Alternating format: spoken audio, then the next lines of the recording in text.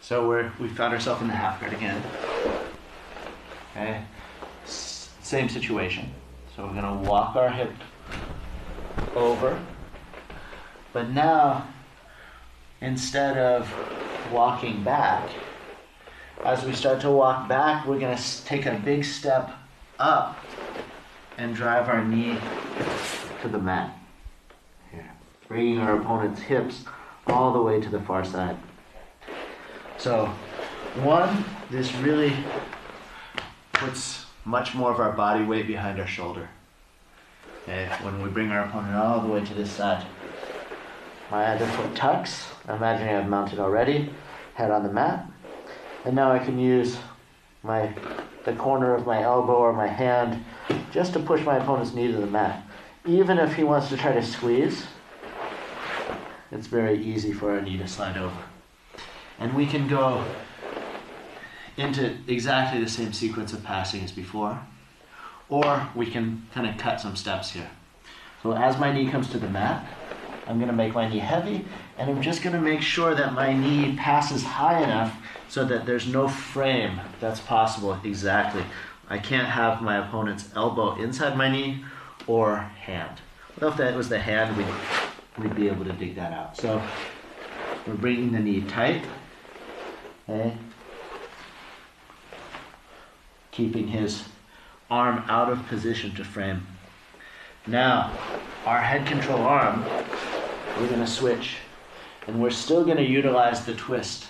Okay? The idea of kind of putting a deep twist in my opponent's spine to make his legs unlock.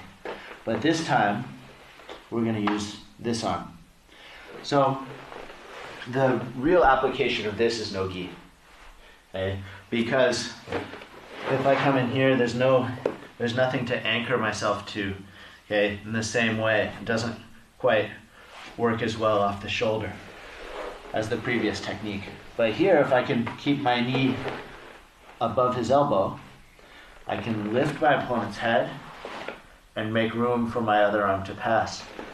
When it passes, we're gonna hook 4 fingers here, making this grip on my opponent's neck. Okay. And from this grip, we're gonna drag our opponent's head far to this side and roll our shoulder down to the floor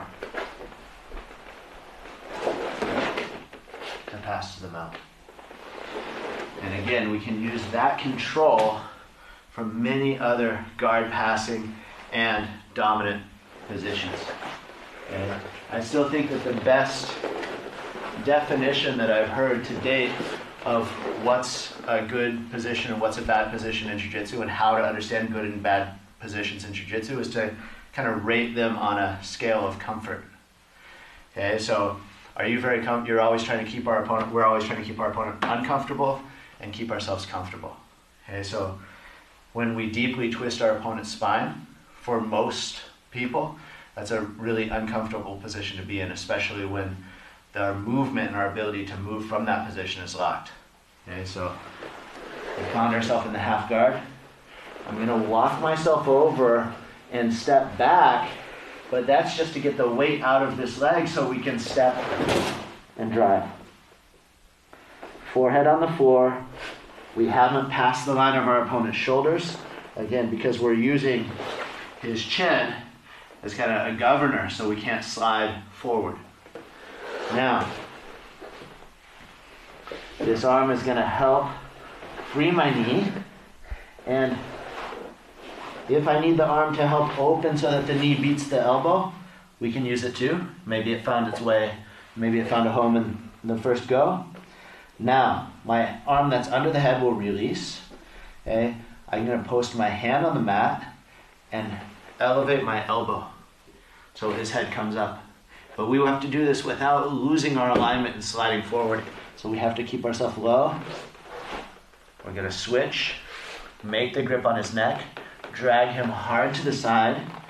Shoulder's gonna go low and roll through his chin.